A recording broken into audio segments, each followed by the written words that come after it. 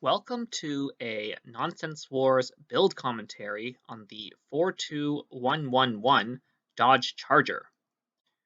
I actually bought this set myself because it was relatively inexpensive, reasonably sized, and I like the Charger as a vehicle, though I have never watched anything from the Fast and Furious franchise. This is still a bit of an experimental video, but it should be similar to the one we did for the 42042 crawler crane.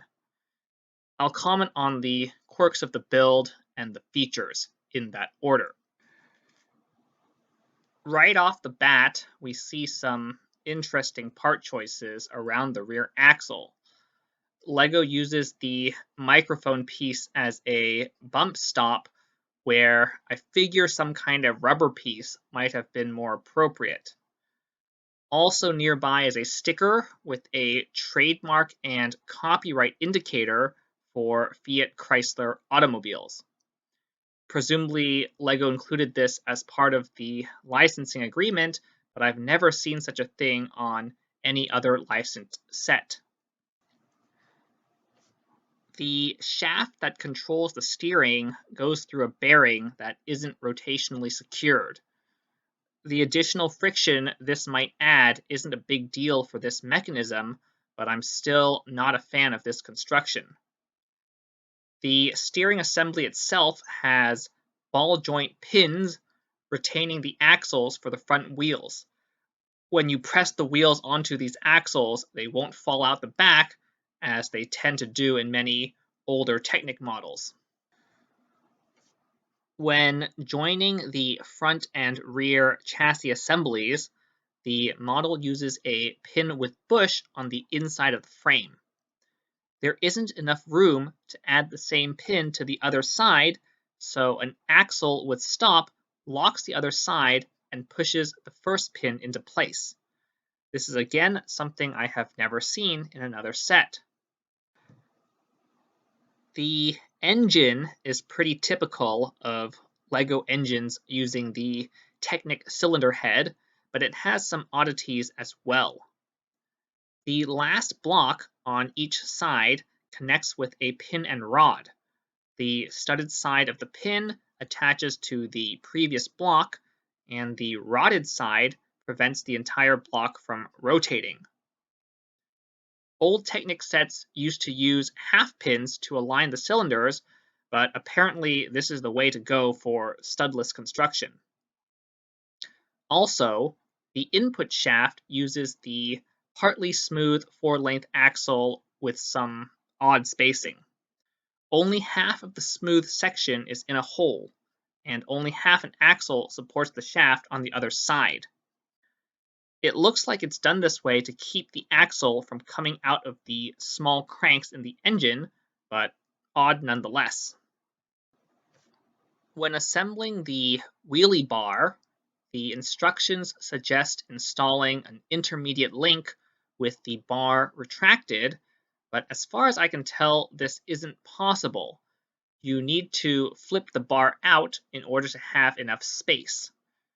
Perhaps this is obvious, but I think it's unusual for LEGO instructions to make you read between the lines. Some unconventional axle use appears in the construction of the body. The partly smooth 4-length axle is used as a structural component near the front bumper. This is of course more secure, but the model has a ton of similar situations where it uses a standard 4-length axle instead. Nearby, the half crank is effectively used as an axle pin joining two half-width lift arms. Similarly, the set has a number of places where it uses a longer than necessary axle to join similar parts. I don't think this is bad practice, just once again something I've not seen before. Finally, the model has some places where rods go into pin or axle holes, and the quarter glass on the doors is a smorgasbord of such construction. An oddity not related to the build itself, appeared on the left and right versions of these tiny panels. I'm pretty sure they are the same material, but one is shiny and one is matte.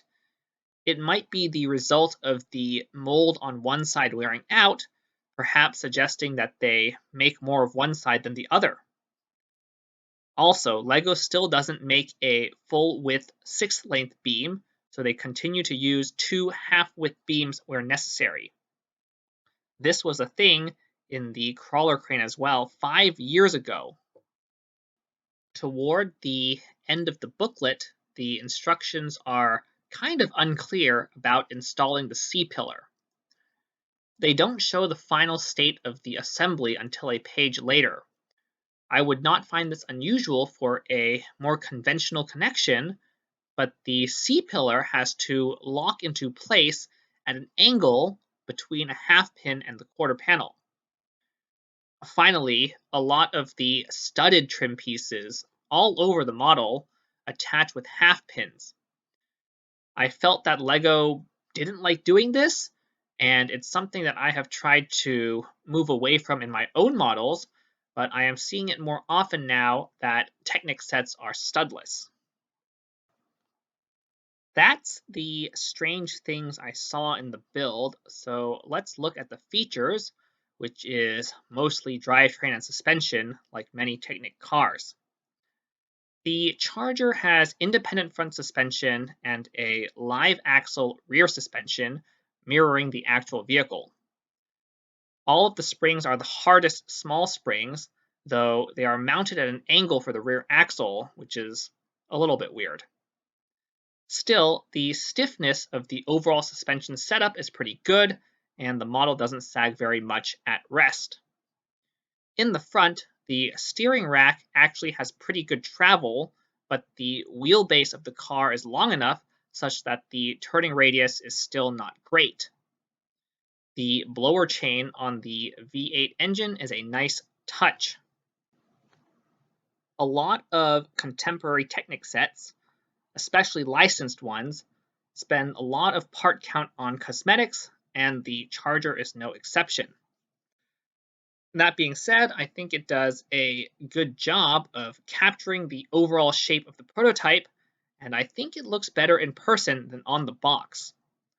Most of the promotional views are low or from the side, but the best angles, in my opinion, are from higher up, especially with the suspension naturally compressed a bit. The weirdest thing about the cosmetics to me are the use of macaronis along the center body line. I think they work well accenting the corners of the hood and trunk, but they look strange in the middle. Furthermore, I'm a little suspect of the windshield and C-pillar geometry, but they look pretty close. The hood, trunk, and doors all open, but underneath the hood is what appears to be a brake cylinder, a strange part to model if you ask me. Finally, the wheelie bar seems more like a display feature than a play feature, despite having a tiny set of rollers. It's not easy to access or activate when driving the car. You have to pick up the vehicle and flip it down. Overall, I think the Charger is a solid set. It has a good balance of functions and cosmetics, a reasonable size for structural integrity and rigidity, and nothing too egregious in the construction. 1,100 parts for $100 is also decent value. On that note, this is the end of the video, so have a nice day.